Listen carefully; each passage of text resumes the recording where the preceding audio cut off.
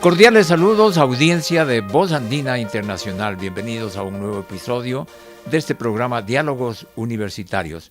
Hoy queremos hablar sobre dos importantes posgrados que arrancan en la temporada inicial del 2025 aquí en la Universidad Andina Simón Bolívar, y hemos invitado al coordinador académico de estos programas, Juan Carlos Mejía, a quien le damos primero nuestra más cordial bienvenida. Juan Carlos, gracias. Muchas gracias, Ramiro, y gracias a Radio Andina Voz Internacional.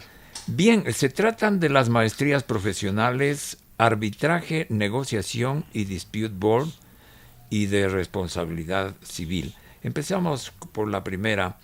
¿Qué abarca, qué comprende y qué tan importante es el Dispute Board en términos actuales, comerciales y empresariales? Un término que va tomando cuerpo en la vida empresarial y obviamente jurídica de las circunstancias de negociación. Por favor, Juan Carlos. Muchas gracias, Ramiro. En primer lugar, se tratan de 3 maestrías que están prontas a inaugurarse. Tres. En abril se abren 2 y en octubre se abrirá una tercera.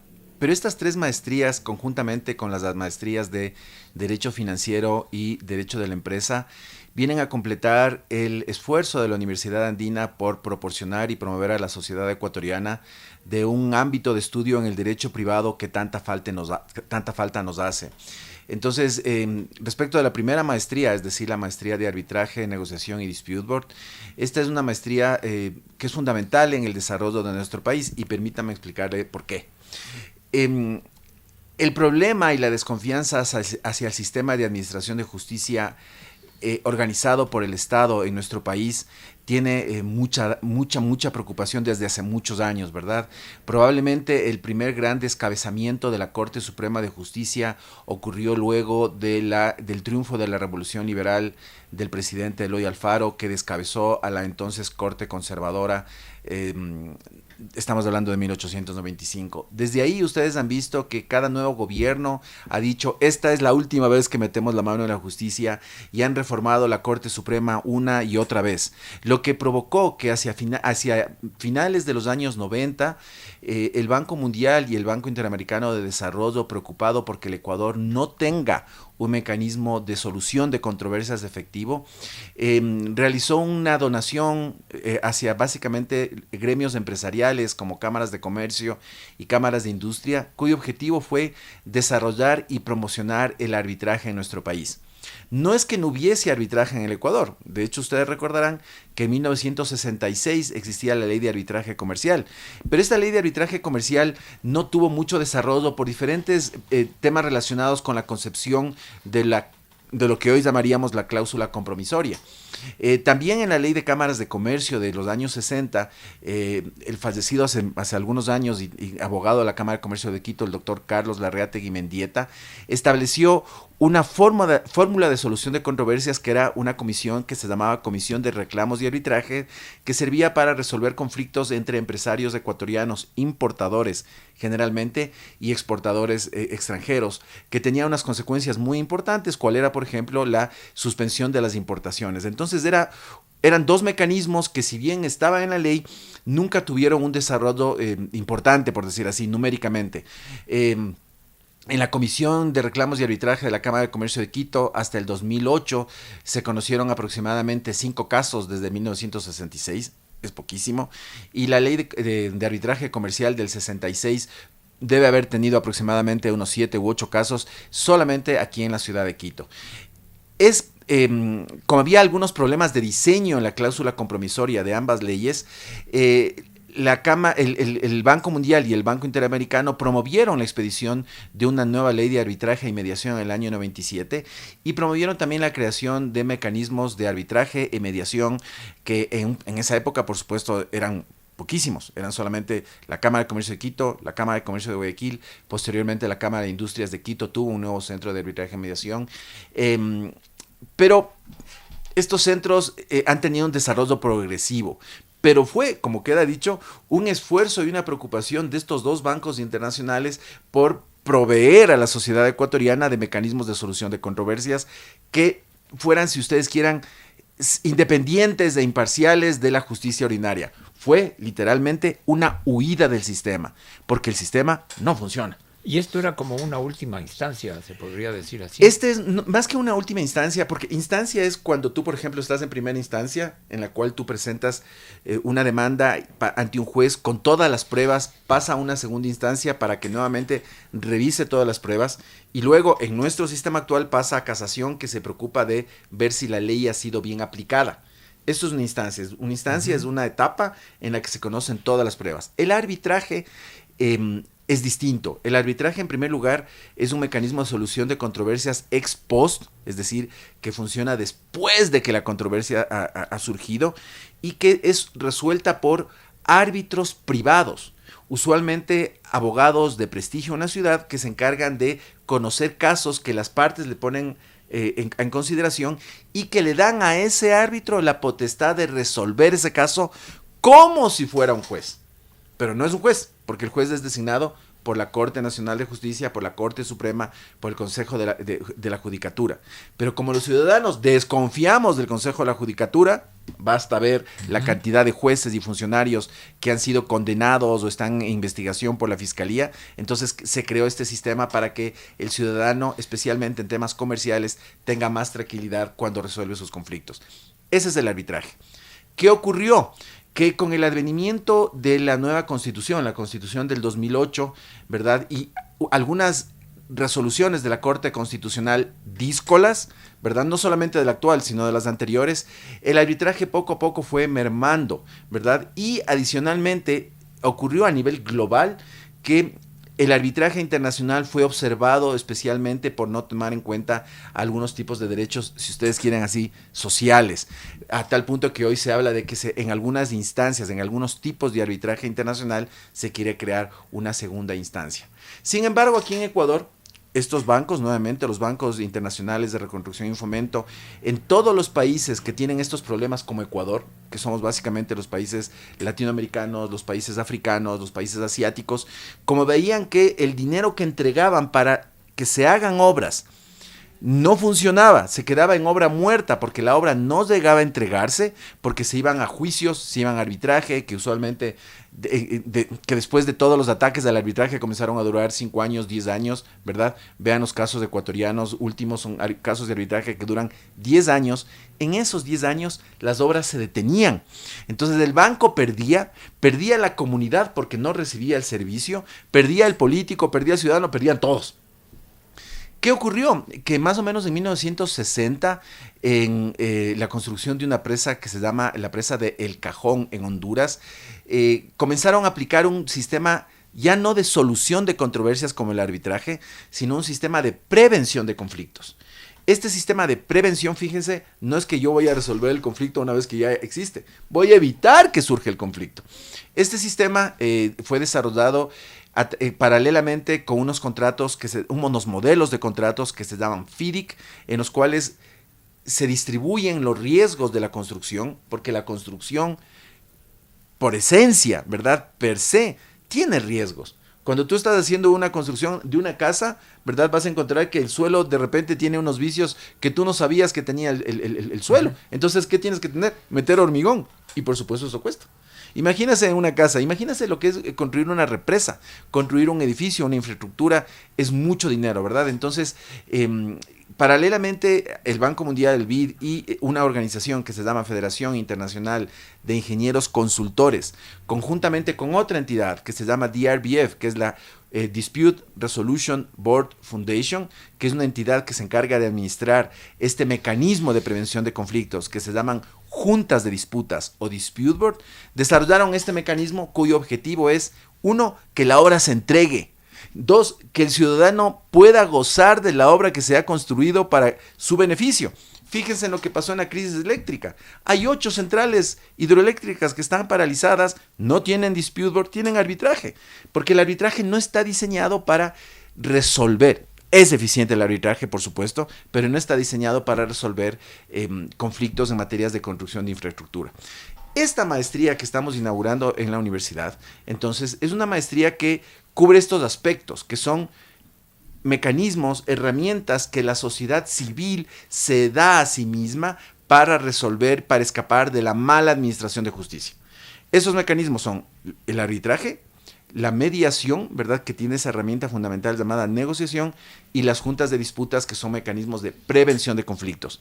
En la Universidad Andina hemos desarrollado esta maestría que cuenta además con una ventaja, es un valor agregado muy importante, y es que los estudiantes de nuestra maestría que sigan nuestros cursos de arbitraje, negociación y dispute board, al salir obtendrán un certificado de esta entidad internacional llamada Dispute Resolution Board Foundation.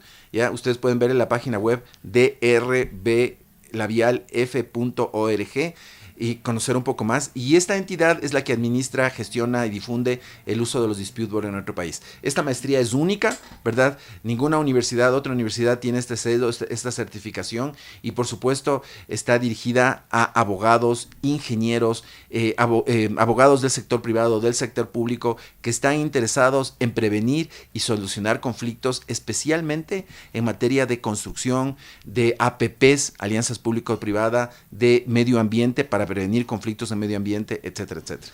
Y esta prevención, Juan Carlos, un poco para redondear esta magnífica idea, iniciativa y área de estudios que nos estás relatando, ¿se basa en una ley o se va creando entre los protagonistas o participantes? Esto es una cosa muy interesante porque la Constitución actual, en el artículo 190, reconoce los mecanismos alternativos de solución de conflictos, es decir, dice que son válidos, entonces son válidos el arbitraje, son válidos la mediación y otros mecanismos.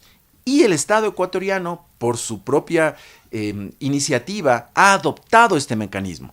Es famoso que el Metro de Quito, ¿verdad?, fue construido con un préstamo del Banco Mundial y del Banco Interamericano de Desarrollo, que tiene un modelo de contrato que se llama FIDIC Rojo.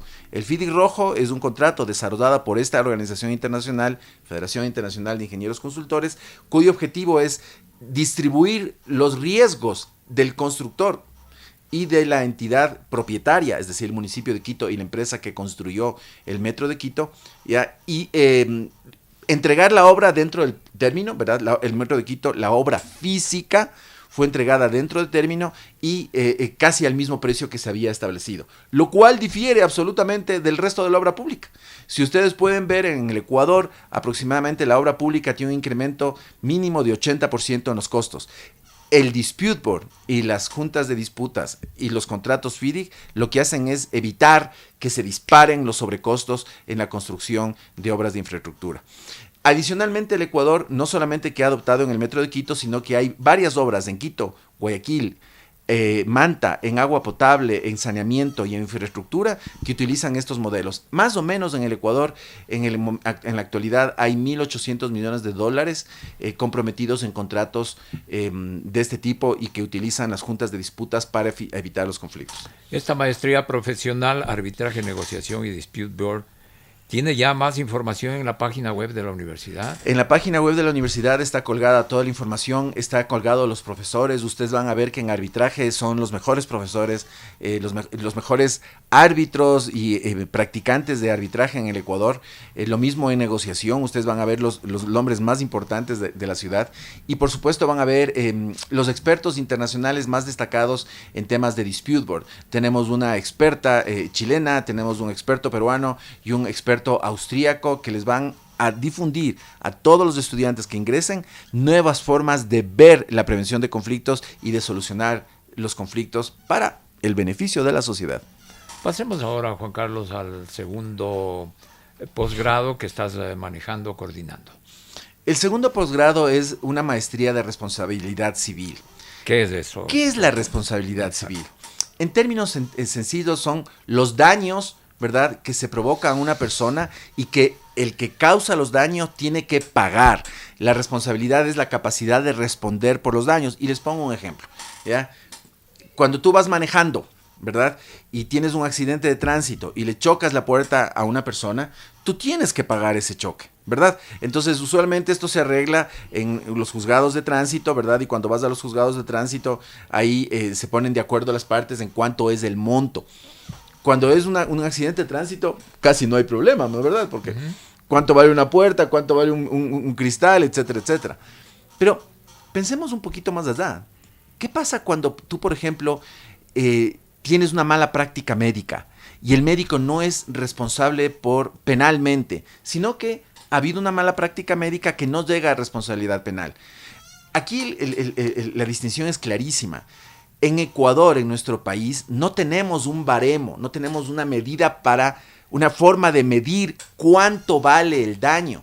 Por eso es que ustedes han visto que la mayoría de casos que se plantean en arbitraje o ante la justicia ordinaria para exigir el pago de daños por mala práctica médica son descabezados, ¿verdad? Hay gente que pide por no estoy diciendo que no valga la vida ni las partes de un cuerpo, pero pedir 5 años por una herida superficial, $5 millones, perdón, por una herida superficial en el brazo, es absolutamente descabezado, ¿verdad? Hace pensar que la persona que está presentando esa demanda es una demanda frívola. Entonces, ¿qué es la responsabilidad civil? Es determinar quién ha causado el daño, cuándo es responsable, por qué hecho, el nexo causal entre el hecho que causa daño, la persona o agente, y cuánto tiene que pagar. En nuestro país, desafortunadamente, nuestra Corte Suprema, la Corte Nacional, no tiene determinado este baremo. Aquí en esta maestría vamos a mostrarles estándares internacionales para que vean cómo se calcula este baremo, cómo se exige de forma eficiente y eficaz lo que te deben, ¿verdad? Pero no solamente en estos dos ámbitos, sino en ámbitos mucho más interesantes desde el punto de vista social. Por ejemplo, la responsabilidad ambiental. Hemos visto que hay derrames petroleros, ¿verdad? Tenemos el caso de Chevron, ¿verdad? Que era Texaco. Ese juicio fue un juicio vergonzoso para el Estado ecuatoriano. Le descubrieron a un juez que había recibido la sentencia en una flash memory, después que un perito había sido pagado, después hubo juicios en Estados Unidos contra los abogados de las partes. Entonces, este es un juicio que empezó, estos daños a la naturaleza empezaron en 1967, ¿verdad? Cuando empezó la explotación de Texaco, en consorcio con CEPE, y que después el Estado ecuatoriano le firmó un documento liberándole a Texaco. Texaco estaba libre, sin embargo, en Estados Unidos comenzaron un juicio en contra de Texaco, que en esa época había sido ya adquirida por Chevron, ¿verdad? Comenzó un vía crucis para el Estado ecuatoriano y para la nación vergonzoso, ¿verdad? Porque fuimos condenados a nivel internacional por tramposos, ¿verdad? Ocurrió una serie de escándalos. ¿Y qué pasa? El señor Correa les trajo a unos actores para que metan la mano y saquen la mano sucia de petróleo. La pregunta es, ¿qué pasó con ese caso? ¿Se solucionó? ¿Se limpió? No, el petróleo sigue ahí. 60 años después de este desafortunado evento, el Estado ecuatoriano no ha logrado imponer medidas para limpiar el petróleo derramado en el oriente ecuatoriano. Y nos hemos ido a cortes internacionales en los cuales nos han acusado de tramposos, pero el petróleo sigue ahí y la gente se sigue muriendo. Ok, ¿hay forma de solucionar eso? Por supuesto. Cuando tú tienes baremos, tienes parámetros y tienes gente preparada para responder por daño ambiental, ¿no es cierto? Tú puedes llevar adelante un reclamo de estos tipos. Eso es lo que nosotros les vamos a enseñar en la maestría. Bien, vamos a la tercera. La tercera, que se abre en octubre. En octubre, sí. ¿Vamos nomás? Vamos sí. nomás, sí. Esta, en cambio, también viene a llenar un vacío importante en nuestro país. Esta es una maestría en instituciones contractuales globales. Fíjense en lo que ha pasado. Si ustedes se ponen a ver desde el retorno a la democracia, ¿verdad? En 1978, con la Constitución que vino después de la caída de los militares, casi todo ha sido derecho público, ¿verdad? La injerencia del Estado ecuatoriano en la sociedad ecuatoriana, en la sociedad civil ecuatoriana es enorme, a tal punto que en algunos lugares se confunde Estado con sociedad, pero Estado no es lo mismo que sociedad, ¿verdad? Por eso es que han tenido que expedir leyes de garantías constitucionales justamente para darles herramientas a los ciudadanos para que se defiendan de los abusos del Estado. La acción de protección, la acción extraordinaria de protección son para eso. Pero sin embargo, la enorme mayoría de la legislación que tenemos en nuestro país es de derecho público. ¿Y qué ha pasado con el derecho privado?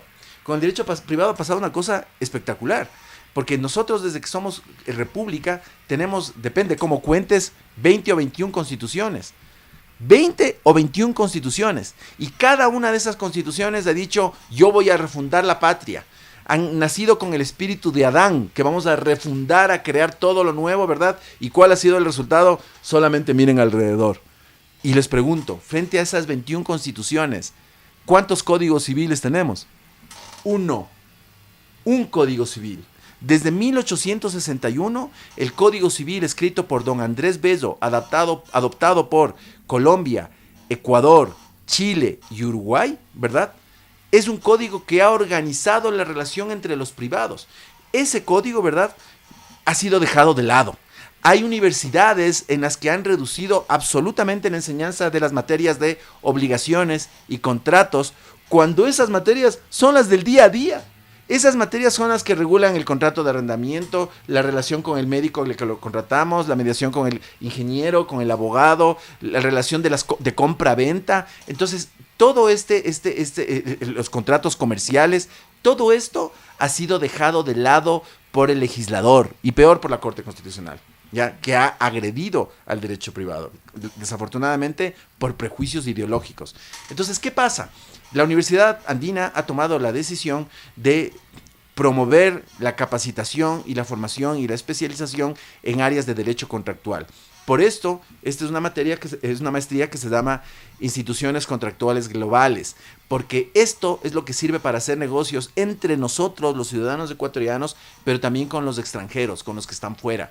Entonces, esta maestría tiene como objetivo promover el desarrollo de la jurisprudencia, la doctrina y la legislación en materia de contratos.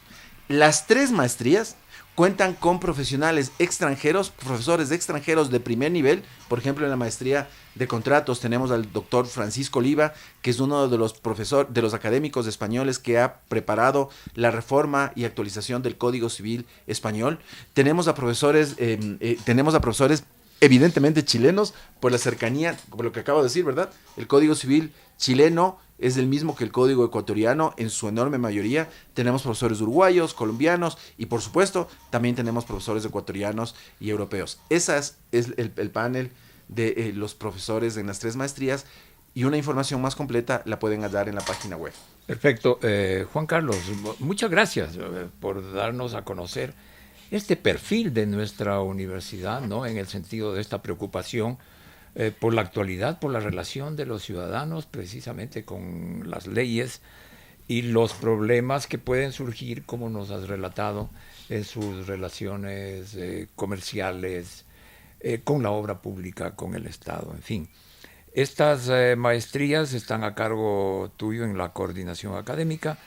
Y quisiera, para ir cerrando, que formularas desde luego una invitación a los interesados para que se acerquen al área, se acerquen a ti, a nuestra página web, en fin, para obtener mayor información y tomar una decisión. Decisiones que son importantísimas para el futuro de cada uno de los profesionales que les interese.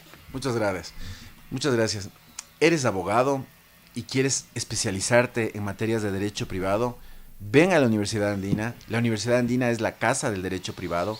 Aquí te proveeremos con preparación, te proveeremos con profesores, doctrina, textos legales, material para estudio, pero sobre todo te proveeremos con un espacio absolutamente abierto al diálogo.